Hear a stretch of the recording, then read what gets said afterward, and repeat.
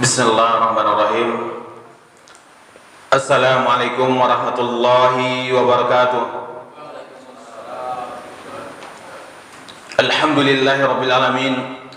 Assalatu wassalamu ala asyrafil anbiya'i wal mursalin wa ala alihi wa sahbihi man tabi'ahum bi ihsanin ila yaumiddin.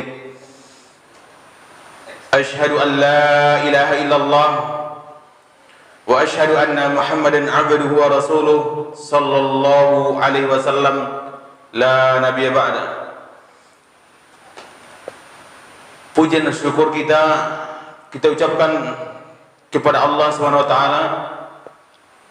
Alhamdulillah, pada malam hari ini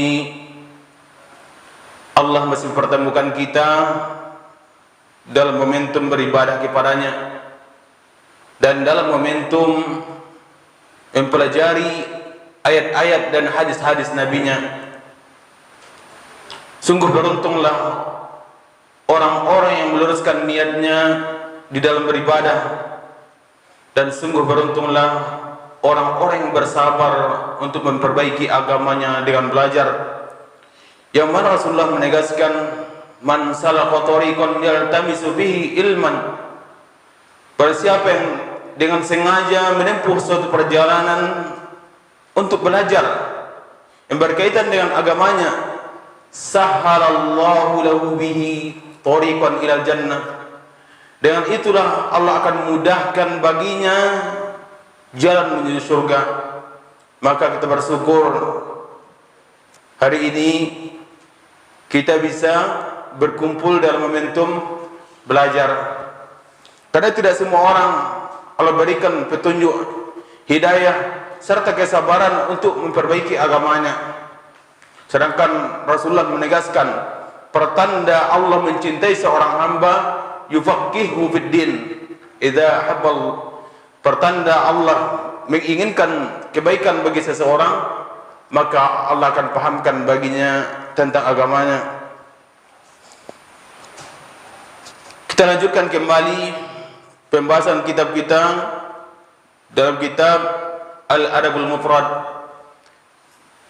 kitab yang berkaitan dengan adab-adab yang dicontohkan Nabi kita Muhammad sallallahu alaihi wasallam, karangan Imam Al-Bukhari rahimallahu taala rahmatan wasi'ah.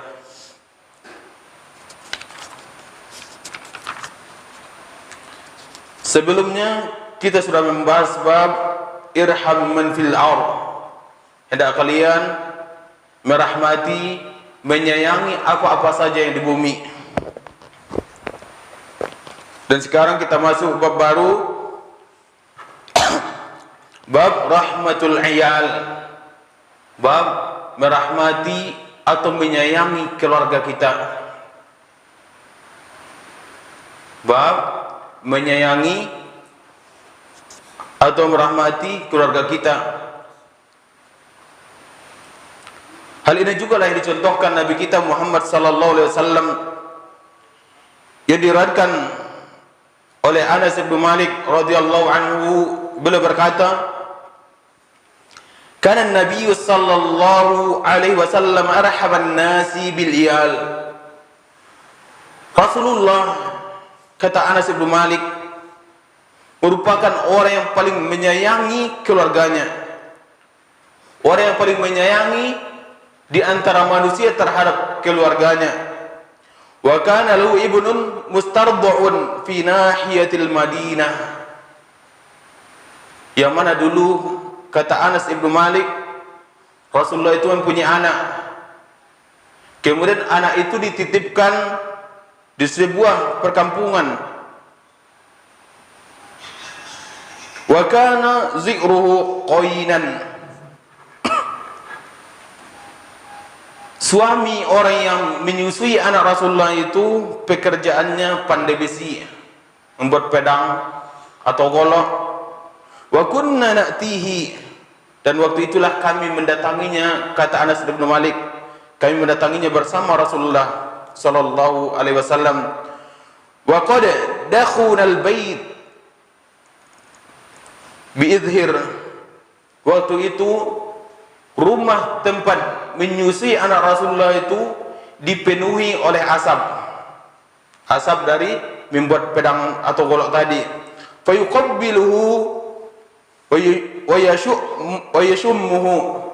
Dan saat itulah Rasulullah pergi menemui anaknya, kemudian beliau menciumnya sambil memeluknya. Inilah gambaran Rasulullah sallallahu alaihi wasallam.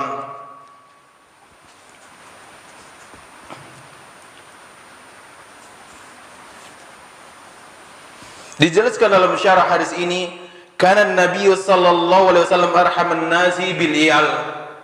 Bahwasanya Rasulullah sallallahu alaihi wasallam adalah orang yang paling penyayang terhadap keluarganya. Maka dalam ini fihi rahmatun nabi bi iyalihi wa syafaqatihi alaihim. Sebagaimana dijelaskan dalam hadis tadi, menunjukkan bahwasanya Rasulullah itu mempunyai sifat menyayangi, merahmati keluarganya. Wali ajli hadzal jumlata dzakara al-musannif hadzal hadisi bitamamihi. Inilah salah satu alasannya Imam Bukhari memasukkan hadis ini dalam bab permasalahan ini. Yang mana dalam hadis ini dikisahkan kana lahu ibnun mustarda'un fi nahiyatil Madinah.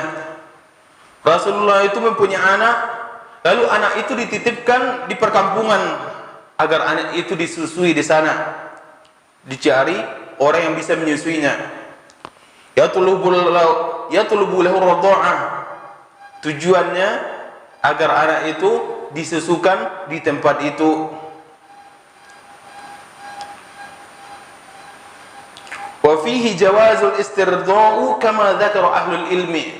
Maka dalam inilah bisa kita ambil pelajaran bahwasanya boleh kita dengan sengaja mencari orang yang bisa menyusui anak kita seandainya kita tidak memungkinkan untuk menyusui anak kita, atau seandainya kita tahu ada orang yang baik akhlaknya atau yang lainnya sehingga layak untuk menyusui anak kita.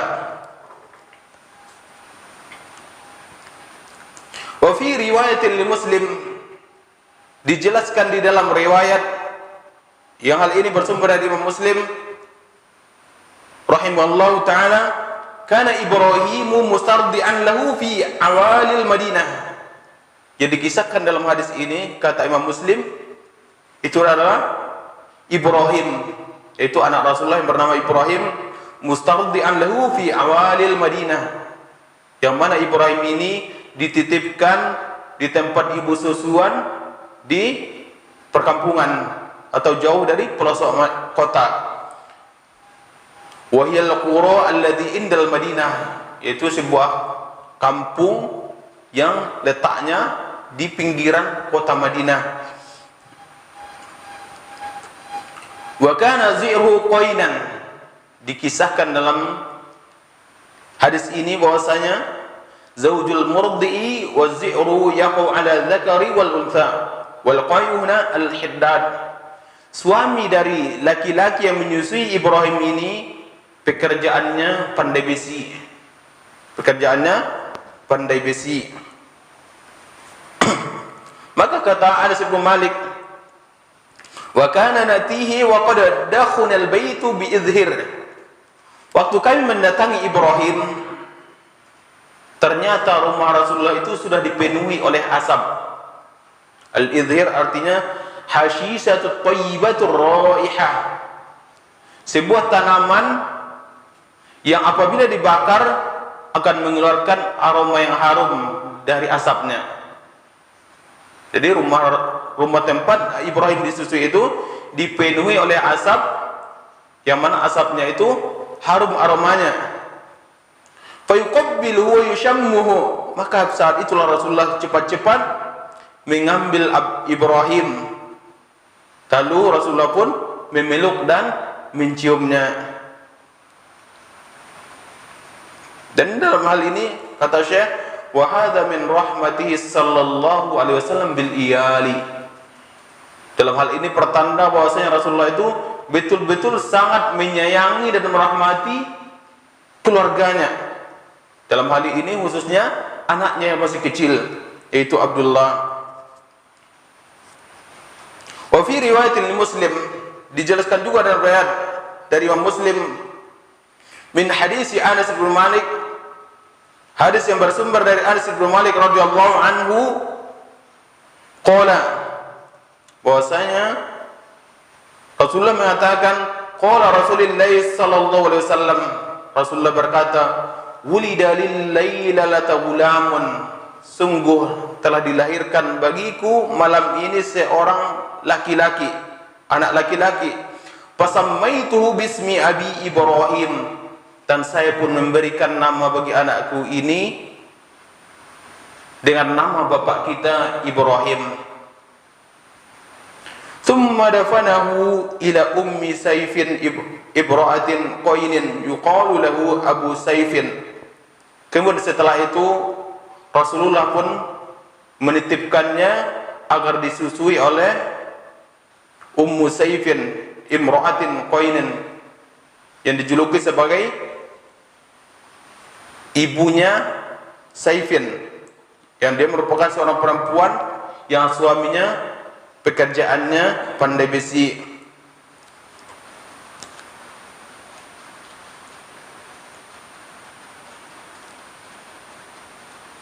Maka dalam kisah ini dikatakan fantalaqa yatihi wattaba'uhu, maka pada itulah Rasulullah pergi menjenguk Ibrahim ini. Pantahaina ila Abi Saifin, maka waktu itu sampai kami ketemu dengan suami ibu susuan Ibrahim itu, yaitu Abu Saif. Wa huwa yanfukhu bakiruhu, saat itu suami tukang susuan ini menghembus api tempat membakar golok itu atau membakar besi itu. Qad imtala'a al-baitu dukhanan, pada kondisi itulah rumah dipenuhi dengan asap. Fa asra'atul masyi baina yadi Rasulillah sallallahu alaihi wasallam, maka kata Anas bin Malik, saya pun bersegera melangkah mendahului Rasulullah sallallahu alaihi wasallam. Faqultu, lalu saya berkata kepada suami dari ibu susuan Rasulullah itu. Lalu Anas bin Malik mengatakan, ya Aba Saif, amsiki, wahai bapaknya Saif,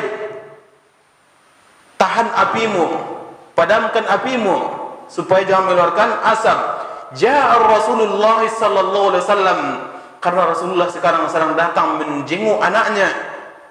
Fa amsaka fada'an Nabi sallallahu alaihi wasallam bis-sabi fadammahu ilaih, maka pada waktu itulah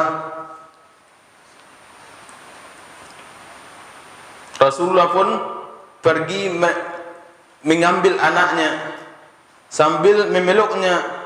Wa qala ma syaa Allah yaqul, Rasulullah pun takjub dengan anaknya, dipeluknya masya Allah katanya. Berarti pertumbuhan anaknya bagus, senang dia, maka diucapkannya masya Allah. Kemudian di hadis lain, faqala Anas, dijelaskan Anas bin Malik, laqad ra'aitu wa huwa yakidu bi nafsihi baina yaday Rasulillah sallallahu alaihi wasallam, padama'at ayna Rasulillah sallallahu alaihi wasallam faqala tadma'ul ayni wa yahzunul qalbi wa la naqula illa ma yardu rabbuna wallahi ya Ibrahim inna bika lamahzunun. Dikisahkan dalam kisah lain, saat Ibrahim meninggal dunia, maka Rasulullah pun memeluknya dengan erat.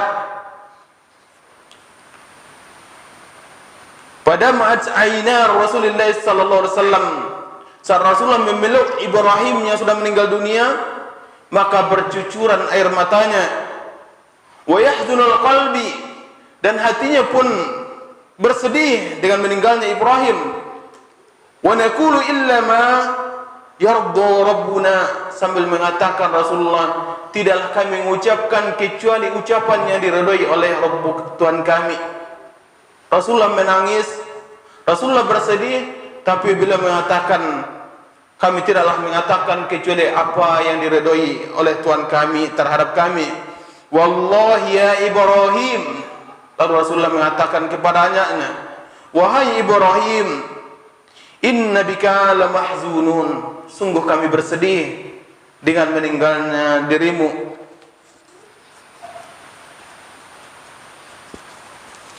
Di dalam kisah lain juga dikisahkan tatkala salah satu anak Rasulullah sallallahu alaihi wasallam meninggal dunia, yang mana Usamah bin Zaid rahimahullah ta'ala berkata, putri Nabi sallallahu alaihi wasallam mengirimkan utusan menemui Nabi sallallahu alaihi wasallam untuk mengabarkan bahwa anaknya, yaitu cucu Nabi, sedang menjelang ajal, dan Nabi sallallahu alaihi wasallam dimohon bersedia datang ke rumahnya. Maka Nabi sallallahu alaihi wasallam pun mengirim orang untuk menyampaikan salam beliau disertai pesan. Rasulullah mengatakan, "Innama akhadha wa lahu ma a'ta wa kullu 'indahu bi ajalin musamma faltasbir wal tahtasib." Sesungguhnya milik Allah lah apa yang diambilnya, dan miliknya lah apa yang dia berikan. Setiap orang di sisi Allah memiliki ajal yang telah ditentukan, maka hendaklah ia bersabar dan mengharapkan pahala dari Allah. Inilah hendaknya yang kita ucapkan terhadap saudara kita seandainya mereka mendapatkan musibah, dengan mengucapkan innama akhadha wa lahu ma a'ta wa kullu indahu bi ajalin musamma faltasbir wal tahtasib. Sesungguhnya milik Allah lah apa yang diambilnya, dan miliknya lah apa yang dia berikan. Setiap orang di sisi Allah memiliki ajal yang telah ditentukan, maka hendaklah ia bersabar dan mengharap pahala dari Allah terhadap apa yang menimpanya. Kemudian ternyata cucu Rasulullah ini betul-betul meninggal dunia. Waktu itu masih kondisi ajalnya dekat. Maka Rasulullah berpesan seperti itu kepada utusan itu. Kemudian putri beliau alaihissalam kembali mengirimkan orang untuk menemui beliau dan bersumpah agar beliau bersedia datang ke rumahnya. Akhirnya Rasulullah pun bangkit menuju rumah putrinya disertai Sa'ad bin Ubadah, Muaz bin Jabal, Ubay bin Ka'ab, Zaid bin Thabit, dan beberapa orang lainnya. Anak itu lalu diangkat kepada Nabi sallallahu alaihi wasallam dalam keadaan napasnya berbunyi tersengal-sengal. Ini menunjukkan menjelang meninggalnya. Mengalirlah air mata beliau sallallahu alaihi wasallam melihat hal itu saat bertanya, "Wahai Rasulullah, kenapa engkau menangisnya?" Maka Rasulullah pun mengatakan, "Hadhihi rahmatun." Air mata ini, tangisan ini merupakan rahmatnya Allah. Ja'alahallahu fi qulubi ibadihi, yang Allah letakkan di hati-hati hambanya. Wa innama yarhamullahu min ibadihi rahama. Dan Allah hanyalah merahmati hamba-hambanya yang punya rasa kasih sayang. Jadi air mata yang dikeluarkan Rasulullah itu menunjukkan cintanya, sayangnya terhadap cucunya. Bukan berarti beliau seperti apa yang kita alami hari ini, berlebihan dalam menangis, meratap, mencerca, bahkan merobek-robek pakaiannya.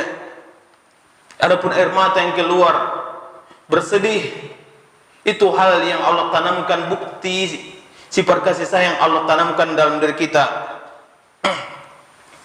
Adapun yang melebihi hal itu, bisa jadi kita mencerca orang lain, bisa jadi anak kita sakit, kemudian dimasukkan ke rumah sakit, dan qadarullah meninggal dunia, lalu kita panggil dokter itu, kita pegang dia, "Kamu telah membunuh anakku." Ucapan seperti ini bagian dari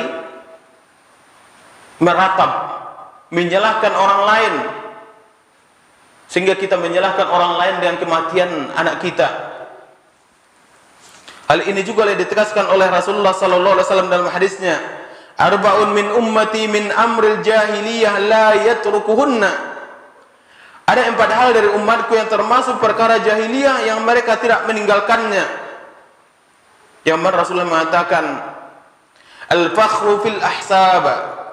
Itu berbangga-bangga dengan kebanggaan keluarga. Berbangga-bangga dengan apa yang didapatkan oleh keluarganya. anak saya sudah jadi tentara, sudah jadi polisi, sudah ini, sudah itu, sehingga dengan bangga dengan keluarganya. Wa ta'nu fil asnab, kemudian mencela nasab, atau kita menyesali kenapa saya dilahirkan dari orang miskin, dilahirkan dari orang-orang yang tidak terpandang. Akhirnya kita merasa malu hidup bersama kakek kita atau nenek kita, merasa malu mengakui bapak kita sebagai bapak kita, karena bisa jadi orang tua kita atau bapak kita sakit berkepanjangan sehingga ekonomi pun terpuruk. Kita malu mengakuinya sebagai ayah kita, ibu kita.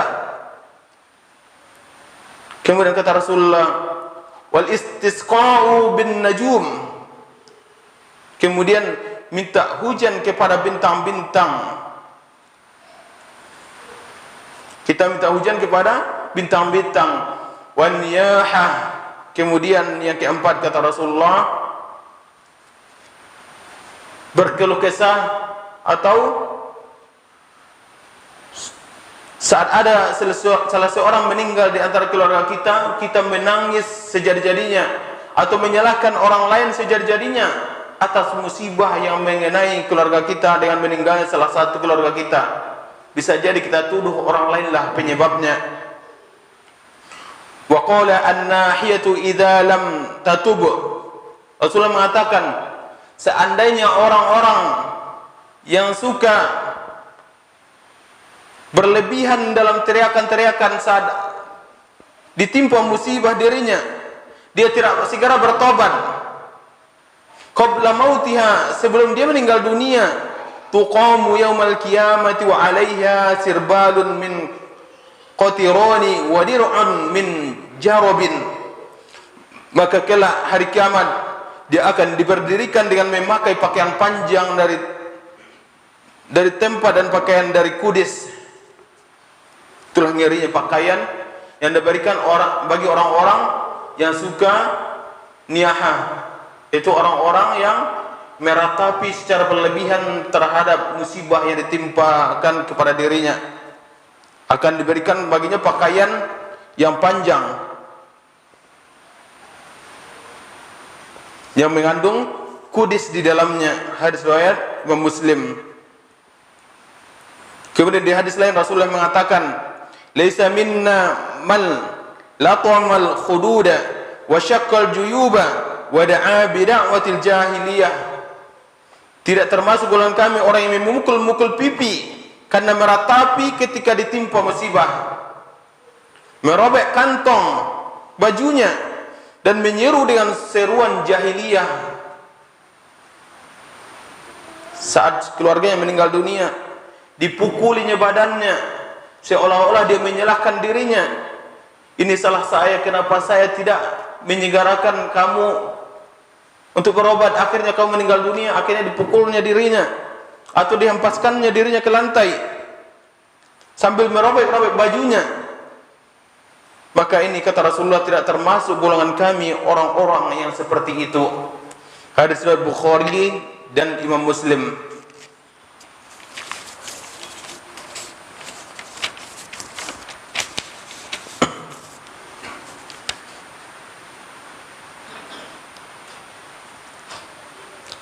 Kemudian Abu Musa radhiyallahu anhu pernah menderita sakit yang sangat parah hingga ia pingsan dan kepalanya berada di pangkuan salah seorang wanita dari kalangan keluarganya. Maka menjeritlah wanita tersebut.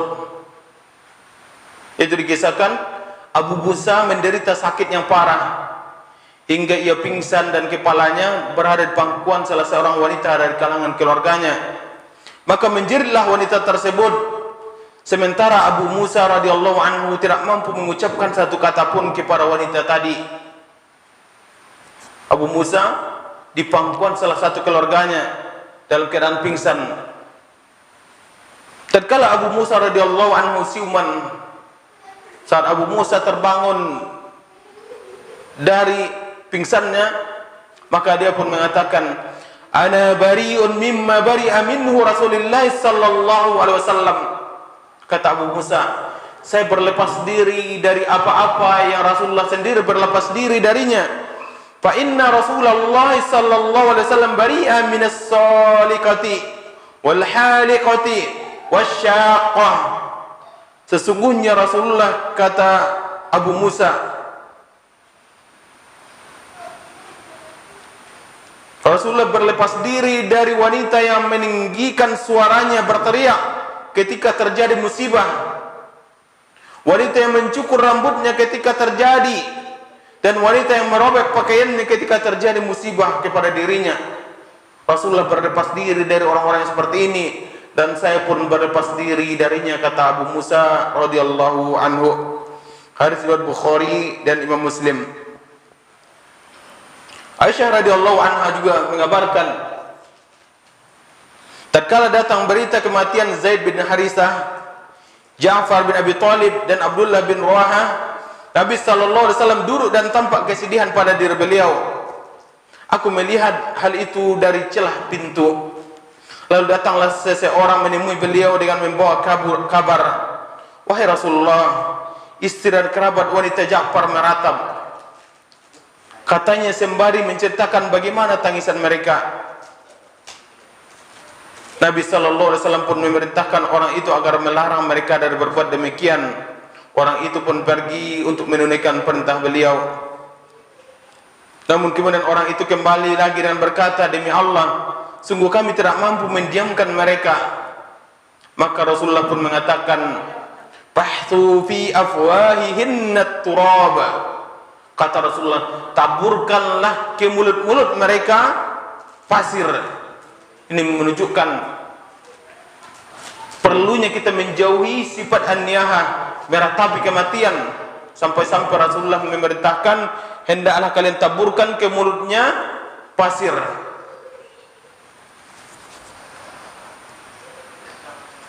Hal ini menunjukkan sifat meratapi itu perkara yang sangat besar, bisa jadi termasuk hal yang diharamkan yang perlu kita jauhi. Al-Hafiz Ibnu Hajar rahimahullah ta'ala dalam syarahnya terhadap hadis di atas membawakan ucapan Al-Imam Al-Qurtubi radhiyallahu rahimahullah, yang mana beliau mengatakan adanya perintah Nabi sallallahu alaihi wasallam yang demikian menunjukkan para wanita itu menangis dengan suara keras. Maka ketika mereka tidak berhenti dari perbuatan demikian, beliau sallallahu alaihi wasallam memerintah agar menyumpal mulut-mulut mereka dengan pasir. Dikhususkan mulut dalam hal ini karena dari mulutlah keluar ratapan tersebut. Beda halnya dengan mata misalnya, kata Al-Hafiz Ibnu Hajar dalam kitab Fathul Bari.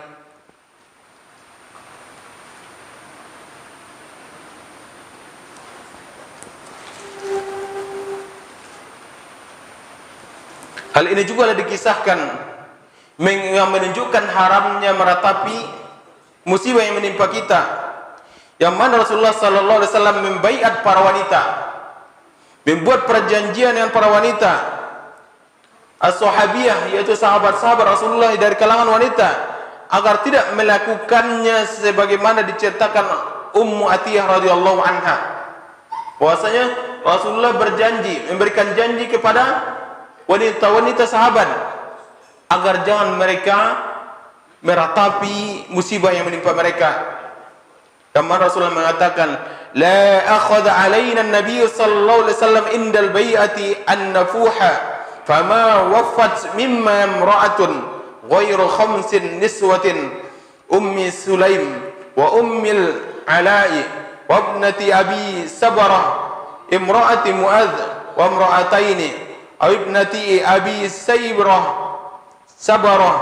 wa imraati Mu'adz wa imraati ukhra.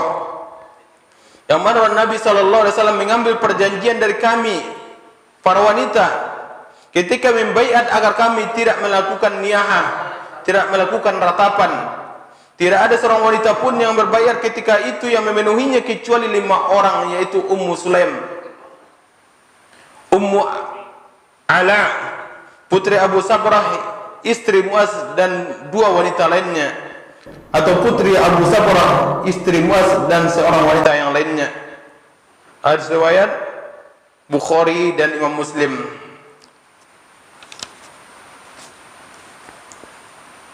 Bahkan Rasulullah sallallahu alaihi wasallam mensifati ratapan itu dengan kekufuran. Yang mana Rasulullah mengatakan, arba'un min ummati min amril jahiliyah. Ada 4 hal dari umatku yang merupakan perbuatan orang-orang jahiliyah. La yatrukunahunna.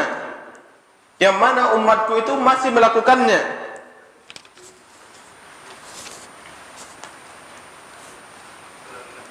Ada 4 hal dari umatku yang termasuk perkara jahiliyah yang mereka tidak meninggalkannya. Intinya mereka masih melakukannya.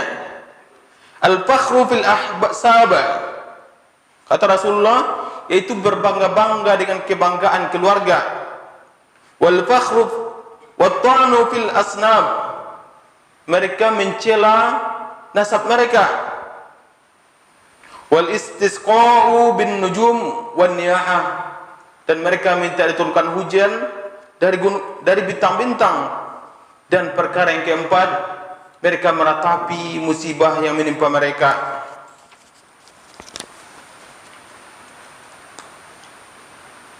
Dan di hadis lain juga ditegaskan Rasulullah, "Ithnatani fin nasi huma bihim kufrun." Ada 2 perkara pada manusia yang menyebabkan mereka kufur. At-ta'nu fil nasabi, kata Rasulullah, itu mencela nasab. Wan niyahati 'alal maiti, dan yang kedua meratapi orang yang meninggal dari keluarga mereka. Hadis riwayat Muslim nomor 67. Dijelaskan dalam Fathul Majid, makna kufur di sini adalah kufurnya yang tidak mengeluarkan pelakunya dari agama Islam. Kemudian, sebagaimana disebutkan tadi tentang perkara kufur ini merupakan perkara yang sangat besar. Dalam hal ini juga akan dijelaskan Rasulullah bahwasanya orang yang suka meratapi ini akan mengundang datangnya syaitan. Yang mana dikisahkan Ummu Salamah radhiyallahu anha berkata, ketika Abu Salamah meninggal dunia, ketika suaminya meninggal dunia, Abu Salamah, aku berkata, dia orang asing dan berada di negeri asing. Sungguh aku akan menangisinya dengan satu tangisan. Ummu Salamah mengatakan, suamiku itu termasuk orang yang asing, kata beliau. Dia orang asing dan berada di negeri asing. Dan saya hanya menangisinya dengan satu kali tangisannya. Yang akan diperbincangkan, maka aku pun telah siap-siap untuk menangisinya. Lalu tiba-tiba datang seorang wanita dari awali Madinah, datang seorang perempuan dari pinggir Madinah, yang ingin membantuku untuk menangisi Abu Salamah. Ingin dia berada di sampingku agar saya selalu bersedih, agar saya selalu menangis. Dia pun ikut menangis di sampingku. Lalu datanglah Rasulullah sallallahu alaihi wasallam berkata, "Aturidina an tudkhilish syaitana baitan akhrajahu Allahu minhu?" Apakah engkau ingin memasukkan setan ke rumah yang Allah telah mengeluarkan setan itu darinya? Beliau ucapkan hal itu 2 kali. Aku menahan diri dari menangis hingga aku pun tidak menangis. Itulah yang dilakukan oleh Ummu Salamah. Saat suaminya meninggal dunia, beliau menangis dengan sekedarnya, hanya 1 kali tangisan. Di awal meninggalnya dia menangis. Kemudian datang seorang perempuan ingin menangis juga di sampingnya, agar dia terobsesi agar menangis lebih lama. Maka Rasulullah pun menegurnya, apakah engkau ingin memasukkan setan ke rumah yang Allah telah mengeluarkan setan itu darinya? Seolah-olah dengan diperpanjang tangisan itu akan mengundang datangnya setan, sehingga keputusasaan akan senantiasa tertanam dalam diri orang-orang yang ditimpa musibah. Maka dalam hal ini hendaklah kita jauhi tangisan yang berkelanjutan. Seandainya musibah meninggal salah seorang di antara keluarga kita, cukuplah kita tangisi di awal kepergiannya, dan jangan sampai kita berlarut-larut menangisinya sehingga menyebabkan kita lalai dari beribadah kepada Allah Subhanahu wa ta'ala.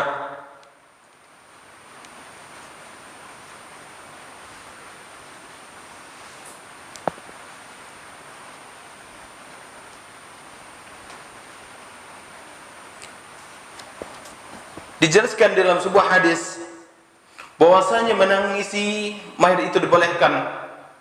Dan sebagaimana juga kita bacakan tadi bahwasanya saat Ibrahim meninggal dunia, Rasulullah pun menangis. Bahkan beliau mengatakan, sungguh mata ini mengeluarkan air mata dan hati ini pun bersedih. Lalu beliau mengatakan,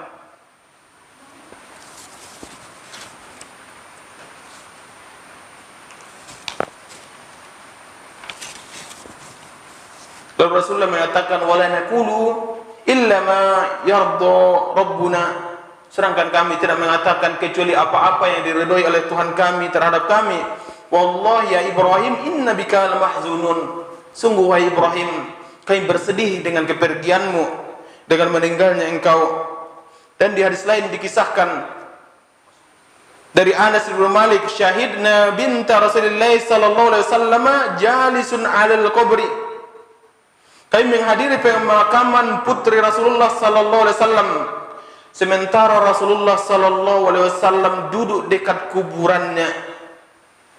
Saat anaknya meninggal dunia, Rasulullah pun tidak turun ke kuburan, dia hanya terduduk di samping kuburan anaknya, yaitu Zainab. Saat Zainab meninggal dunia, maka kata Anas bin Malik, kami menghadiri pemakaman putri Rasulullah sallallahu alaihi wasallam. Beliau pun duduk dekat kuburannya. Fara'aitu 'ainaihi tadma'ani. Lalu kata Anas bin Malik, saya melihat kedua mata Rasulullah sallallahu alaihi wasallam mengeluarkan air mata. Faqala, lalu Rasulullah berkata, hal fikum min ahadin lam yuqari fil lailata. Adakah salah seorang di antara kalian yang tidak menggauli istrinya pada malam hari ini, pada malam tadinya? Faqala Abu Talha, maka Abu Talha pun mengatakan, ana, saya wahai Rasulullah. Qala fa anzil fi qabriha, maka turunlah engkau ke kuburan Zainab ininya. Fa nazala fi qabriha fa qabaraha, maka Abu Talha pun turun ke kuburan Zainab, lalu beliau pun diturunkan dan dikuburkan di kuburan itu.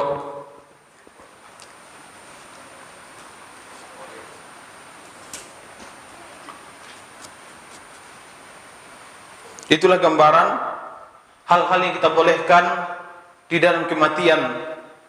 Dan di awal hadis tadi, itulah gambaran bagaimana Rasulullah sallallahu alaihi wasallam menceritakan cintanya dan sayangnya terhadap anak dan keluarganya. Di dalam hadis lain dikisahkan an Abi Hurairah radhiyallahu anhu, Bukhari memasukkan hadis setelahnya, dari bahwasanya datang seorang laki-laki, wa ma'ahu sabiyun, dan di pangkuannya ada anak yang kecil. Fajala yadummuhu ilaihi, maka beliau pun merangkulnya. Faqala Nabi sallallahu alaihi wasallam, maka Rasulullah pun berkata kepadanya, atarhamuhu, wahai laki-laki, apakah engkau menyayangi anak kecil yang engkau pangku ini? Qala na'am, maka laki-laki itu pun mengatakan, ya Rasulullah, saya sangat menyayanginya. Maka Rasulullah mengatakan, fallahu arhamu bika, sungguh Allah lebih menyayangi, lebih mencintai, melebihi dirimu. Wa huwa arhamur rahimin, sedangkan Allah Maha Penyayang lagi Maha merahmati. Inilah gambar-gambaran kisah-kisah yang dicontohkan oleh Rasulullah sallallahu alaihi wasallam kepada kita tentang bagaimana kita menyayangi keluarga kita. Di dalam hadis lain juga dikisahkan min qaul a'rabi, dikisahkan bahwasanya ada seorang Arab Badui, Arab perkampungan berkata, atuqabbiluna sibyanakum, kata orang Arab Badui ini, apakah kalian mencium anak-anak kecil di antara kalian, mencium anak-anak kalian? Seolah-olah dia keheranan saat para sahabat dan Rasulullah mencium anak-anak kecil. Fa wallahi ma nuqabbiluhum, Orang Arab Badui ini mengatakan, demi Allah kami tidak mencium anak-anak kaminya. Faqala Nabi sallallahu alaihi wasallam, maka Rasulullah pun mengatakan, awa amliku an naza'allahu min qalbika rahmah.